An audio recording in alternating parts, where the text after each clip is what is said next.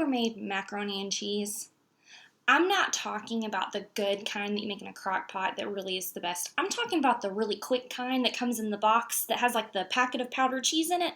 Well, one day I was making that kind of mac and cheese. I boiled the noodles, I drained the water, I added the butter and the milk, and then I added in the cheese powder.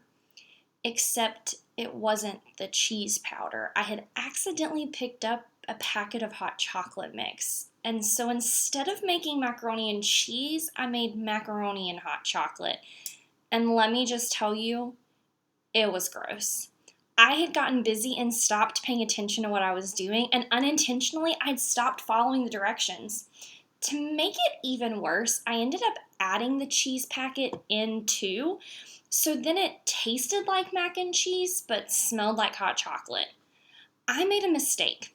I messed up, and my mistake resulted in a big, smelly, gross mess. Ugh. Over the last few days, we have learned about a few important prophets. Do you remember what a prophet is?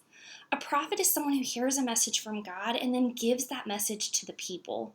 The prophets we have learned about were very obedient. When God gave them a message, they listened. They told the people, even when it was a message they knew the people didn't want to hear. As we continue today learning about the greatest story of all time, we have another important prophet to talk about. But this prophet, well, let's just say he didn't always obey God. He also made a mistake, and like mine, it resulted in a big, smelly, gross mess. Ugh. This man, well, he loved God, and he did listen to God, but one day, God asked him to do something he really, really, really didn't want to do. His name was Jonah. God told Jonah to go on a journey to a faraway land called Nineveh, and to tell the people of Nineveh that God wanted to make the wrong things right and the dark things light.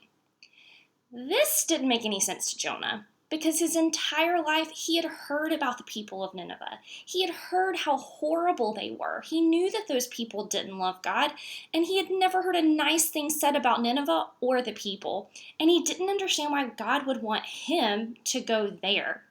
So he pulled out a map, he saw where Nineveh was on the map, and he said, instead of going that way towards Nineveh, I think I'm going to go that way towards Tarshish. I want to get as far away from Nineveh as I can.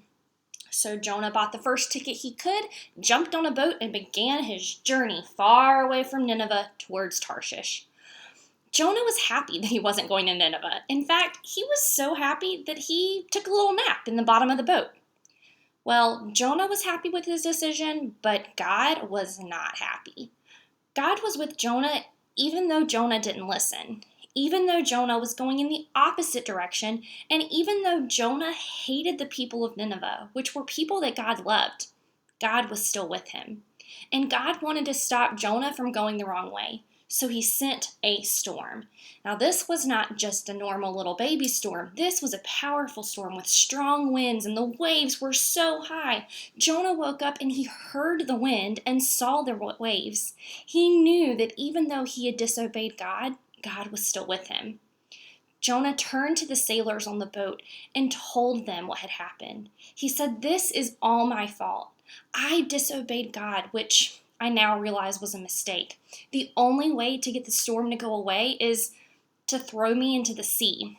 Now, that seemed like a crazy idea, but the wind kept getting stronger and the waves kept getting higher, and the sailors were running out of options. So Jonah was thrown overboard into the sea. The moment Jonah hit the water, the winds calmed and the water became still. The sailors on the boat were safe, but Jonah knew he wouldn't survive long in the sea. It was only a matter of time before he died. But God was with Jonah, and God wanted to protect him. So God sent a big fish to swallow Jonah up. Jonah was alive, but he was in the belly of a big fish. A big, smelly, gross fish.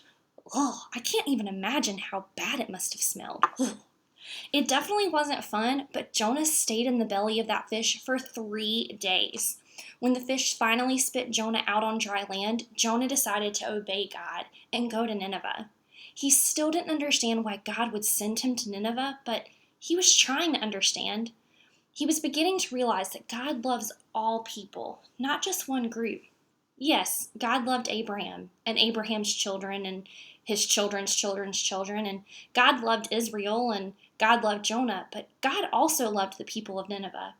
So Jonah went to Nineveh and he preached a message that I think you know by now.